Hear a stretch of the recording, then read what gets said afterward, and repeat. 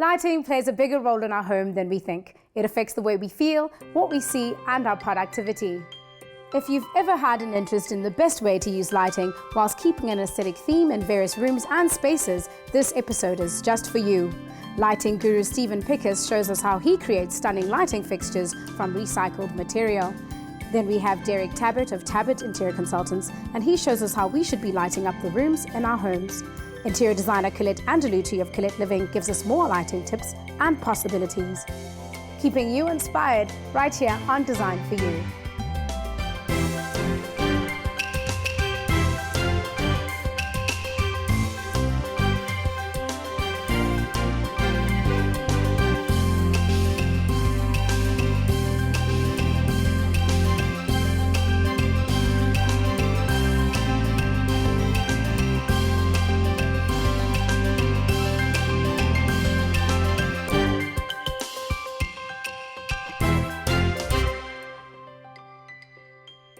Hello and welcome to Design for You. My name is Pilani Bubu. Today we take a look at lighting and how to best use it functionally and aesthetically.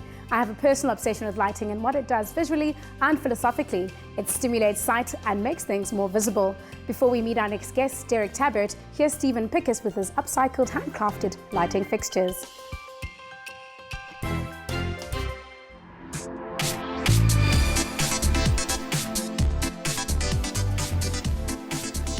They say one man's trash is another man's treasure, and that couldn't be truer for Stephen Pikus. Upcycling has spurred one of the most original integrations in decor and design, and Stephen has been able to create environmentally friendly lighting fixtures. Green Light District started 8 or 9 years ago. I worked for an NGO in Tanin area in Limpopo for many years. We had an orphanage there. Friends of mine were artists, metal workers, carpentry guys. We basically recycled. You have these spaces that you want to make pretty and make beautiful with no budget. So I started trawling the scrapyards, the rubbish dumps, always looking for something to upcycle. Matter of fact, our catchphrase was always creating with a conscience. I love to find a waste product that has potential to be worked on and created into something maybe not crafty, but something that could stand next to a really beautiful design that's made from scratch. Like our range of air filter lights called Truck. I found one sticking out of a rubbish bin at the Shell Ultra City at 5 in the morning on our way to Cape Town, and just thought that this thing really had potential to be a beautiful light fitting.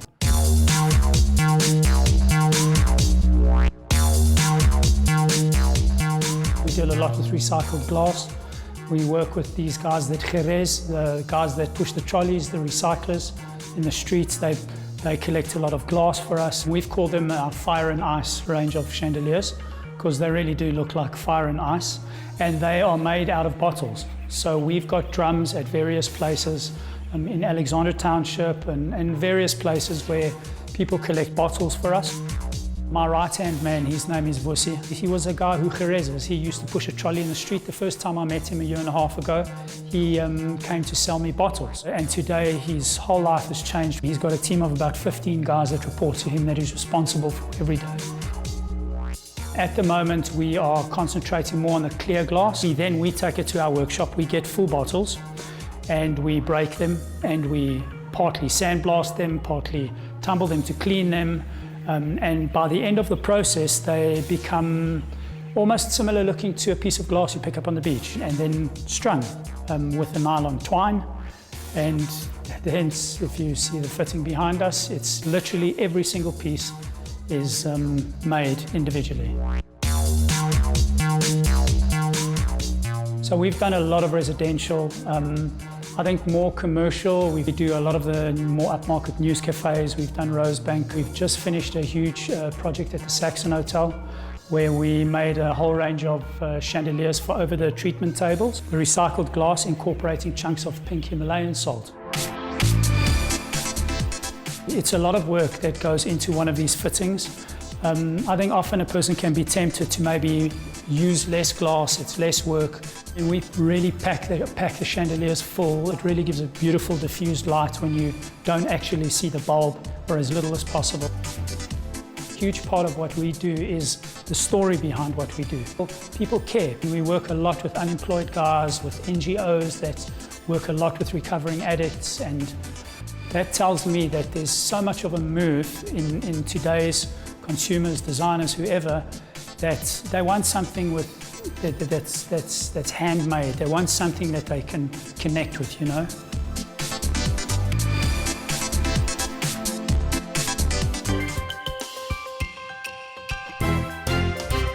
Those are some interesting pieces from Stephen Pikus. I love what he said about creating consciousness, very admirable ecosystem. But right now I have Derrick Tabbert of Tabbert Interior Consultants, and he's here to shed more light on lighting. Welcome, Derrick. Hi, Pilani. Now, I'm sure there's a lot of examples to talk about in this particular home, but let's talk a little bit more about you. How long have you been in the industry, and what inspired you to get into interiors?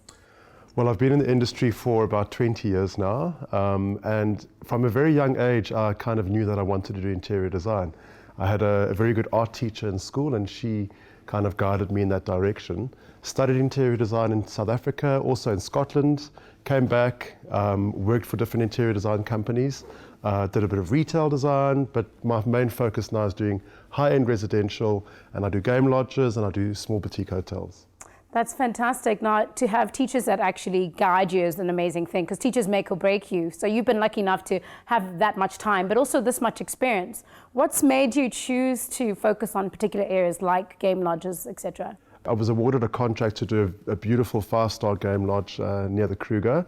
So I've been busy working on that. And from that job, quite a few game lodges have followed through, and also boutique hotels. It's kind of just, my career's guided me in that direction. Very organically. Absolutely. And you know, they say you're as good as your last job. So obviously Yeah. You're doing a fantastic job. I think so. Now, to stay inspired, what do you do and what keeps you inspired? I think it's actually travel. You know, for me, travel, it just opens your eyes. And I love South Africa. I mean, South Africa really inspires me. Joburg inspires me. I love Cape Town. But travel in particular, for me, opens your eyes to all sorts of ideas and experiences. I cannot agree with that more. Now, Derrick, before we explore the rest of the house, let's talk about the lighting in this specific room. I believe this is the family room.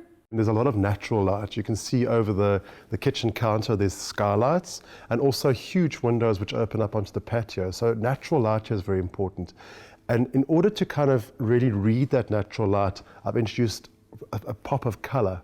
So the strong sort of acid yellow together with the blue helps you read that natural light beautifully. So yeah, color for me is very important in this room.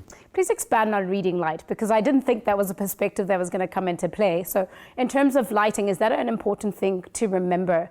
It's not just the light, it's what the light brings forward. Absolutely. You know, and you get your artificial lighting and you get your natural lighting. You get different types of lighting. You get task lighting. So task lighting is when you needed to do a certain task. So for example, over a kitchen counter, you get mood lighting, which enhances a mood. So for example, cove lighting, which is there just to add a subtle effect of lighting. So it's not a task light to actually do a task, it's just to create atmosphere. Sure. And so indoor and outdoor, is that more task? Or does it depend on what you want to achieve? It depends on what you want to achieve. So in a room like this, you don't really have any task lighting, it's more mood lighting because it's a TV room. So you're not really doing anything in particular, but the kitchen would be task lighting. Love it. I look forward to the rest of our conversation. After the break, we continue to chat to Derrick as he sheds more light on lighting ideas. Stay tuned.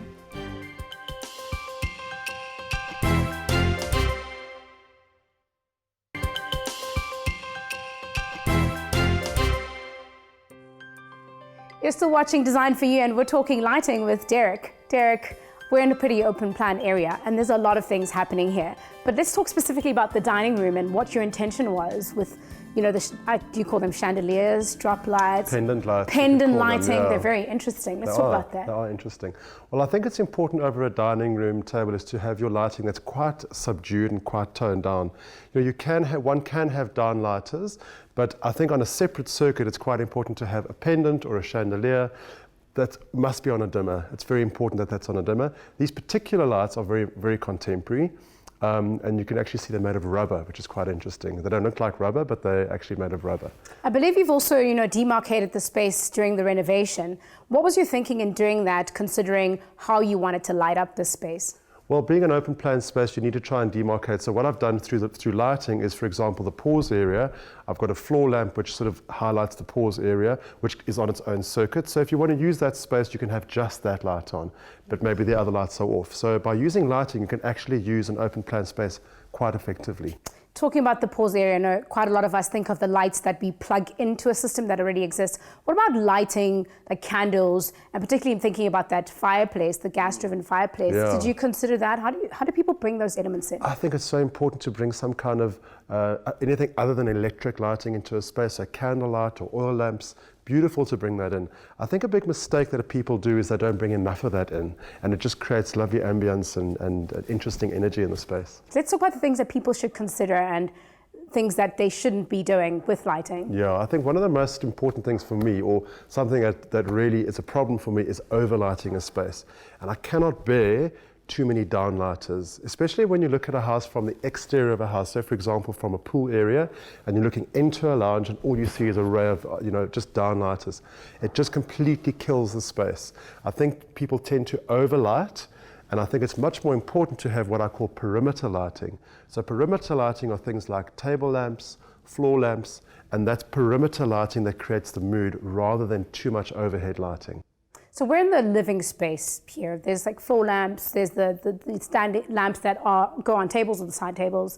What is the consideration within a living space, for instance, versus a study or a bedroom, which we'll go to in a bit? Well, I think again that sort of touches on the topic of task lighting and mood lighting. For an area like a formal lounge, mood lighting is all you really need.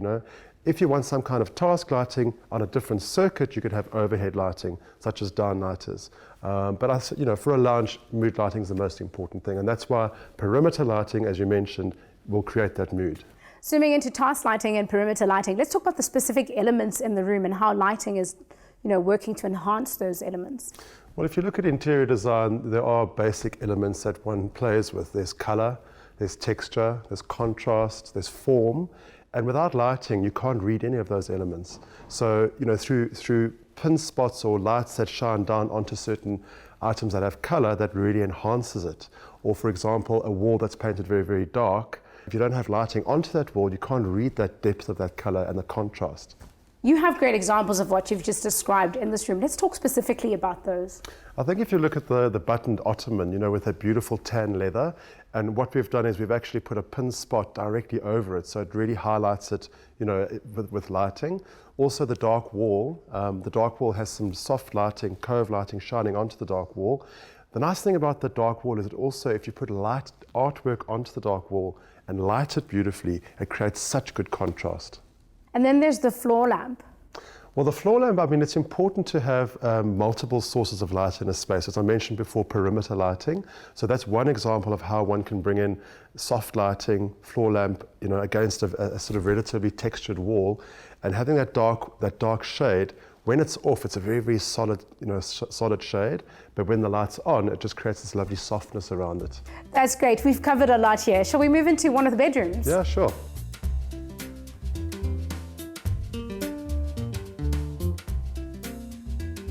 I believe this is one of the kids' bedrooms, and what this has told me is like the seamlessness that's consistent in the house with the choices that you've actually made. Let's talk about the lighting in this room. Well, I think lighting in any room, one has downlighters, which I briefly spoke about, that some people tend to overlight. But it's important to have downlighters because you need that as task lighting. But what's also important is to have they must be dimmable and on a separate circuit to your perimeter lighting. So what I've done in this room is you've got your normal lighting, but over the bedside table, instead of having a table lamp, I've suspended a pendant light which suspends over the space here, which is task lighting. And it's quite different to have that rather than just having a table lamp. I think it's a really nice, clean look, but I also love how it pops out of the wall, which is... It's lovely to have that contrast as well. You've got the dark wall, but you've got that light in front of it. Something similar happens downstairs in the wine cellar, some really interesting lighting down there. Let's go take a look. Okay. So this is the wine cellar, and what I was saying before about lighting and different textures, you can see the wine cellar has this beautiful luxurious wallpaper, yes. Which is just lovely and matte, and then against the curved reflective mosaic tile, you've got the different play of light or the light playing on the different textures. Without the light, you just wouldn't get this effect. Also, an important thing is the cove lighting and how it reflects up onto the rough wall above. So that also enhances the texture through lighting. Every week we have a viewer who sends us some pictures of their home, and in reference to the particular topic, they need a little help here. So this is the living room. Yeah. This is a lady living here. And obviously they've tried to work with what they have as best they have. So what can she do? Exactly what I was saying earlier. You can see in the picture there's one light source here. So what's important now is to bring in perimeter lighting. So I would suggest floor lamps, table lamps. The other thing about this space is it's very cold. There's a tiled floor. Bring in some rugs for warmth and perhaps a bit of colour on the wall, some artwork, and I think we need to look at those curtains as well. Yes. So curtains also, people never think about how curtains can darken or lighten a room. Let's maybe talk a little bit about that. Absolutely. And I think, curtaining, I think, can obviously it's there for various reasons, for privacy, but also to soften a space. So I think, to maybe you can also bring in a bit of texture, a bit of color, a bit of pattern. I think it will transform the space beautifully because it's quite a focal point in that space. That's really great. Thanks, Derrick. If you're a viewer who has any advice that you need on your space, please remember to mail us on info@thehomechannel.co.za. After the break, Colette Angelucci will take us through some illuminating ideas around lighting. Stay tuned.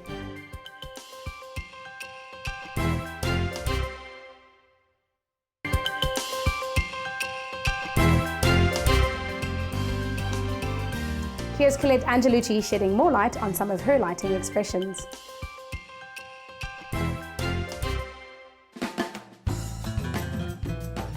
Using lights in our home is a practical essential, but it doesn't mean we shouldn't light our homes in style. Colette Angelucci of Colette Living shares how we can mix functional with fashionable. My vision for this house was to incorporate the light fittings as part of the artwork in the house. I also wanted to incorporate the high volume ceiling by going oversized in my light fittings. I have chosen all the light fittings in the house, from task lighting to accent lighting to hanging pendants as decorative pieces. In the foyer, I've used 3 bronze hanging chandeliers. It's a very narrow foyer, not enough space for a table lamp, but they are oversized and they draw your eye up the minute you walk in. On my left-hand side is the lounge. I have made use of a beautiful oversized crystal chandelier as my general lighting. Because the house is open plan, we've got enough downlights. So I put the focal on the double volume ceiling with my crystal chandelier. And I've used a standing lamp for reading purposes. I always like to add lighting, extra light fittings into a room because it definitely gives you different atmospheres. You can have it bright and airy when you have visitors over, or you can have it soft and dimmed when you're watching a movie, or you can just have a side lamp on when you just want to sit in front of the fire and have a glass of wine. I've used a black wall to emphasize my crystal chandelier. The chandelier is big and oversized, and by adding the black wall, it just definitely makes it stronger, powerful, and more moody. In the dining area, I've used my general lighting as my downlighters, and just to create a bit of a mood, I've used a standing lamp and lots of candles on the dining table. I'm a firm believer that it definitely sets the mood when you're having friends over for a dinner party. I think people often forget about how important candles are in a room as well, especially for when you entertain. It just brings in the warmth and coziness to a room. Behind me is the kitchen. We've used 2 cabinets where we've used glass inlays to highlight the glassware, the special glassware or antiques or collectibles from the client.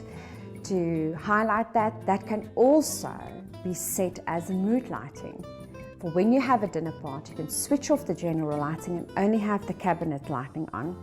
And I've used 2 pendants over the counter for task lighting for your daily cooking purposes. We've got 2 different areas on the patio. We've got seating area and we've got a dining area. And then I've used 2 oversized rattan light fittings. And because it's such a fine design, I picked out a decorative bulb to shine through my rattan light fitting to complete the overall look.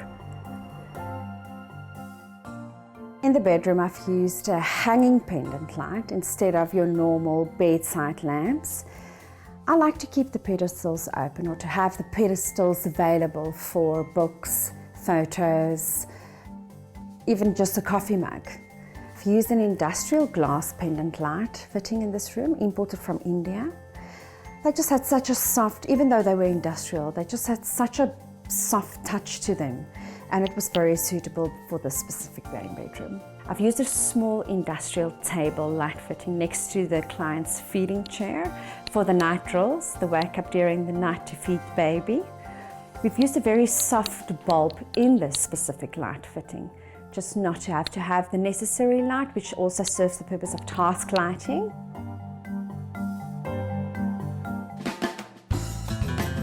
When selecting lighting options for your own home, think of the purpose you'd like a particular light to serve within a room. But remember, you can still match the look and feel with the overall style of your home and make each light an art piece on its own.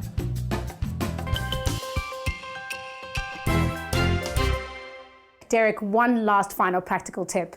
A lot of people go to the store, and quite often that's when the decisions get made around what to buy in terms of lighting. What are the options?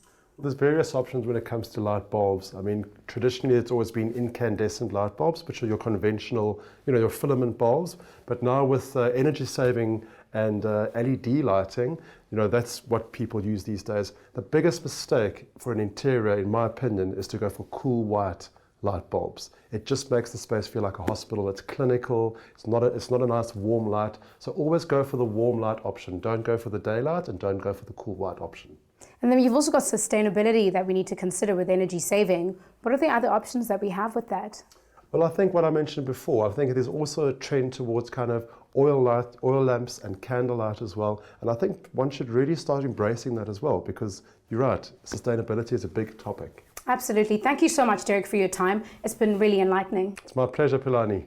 Unfortunately, we've come to the end of our show. We've had some really practical tips there from Derrick. Just remember that lighting is there to make visible the things that are meant to be seen. From me, Pilani Bubu, till the next one, stay inspired.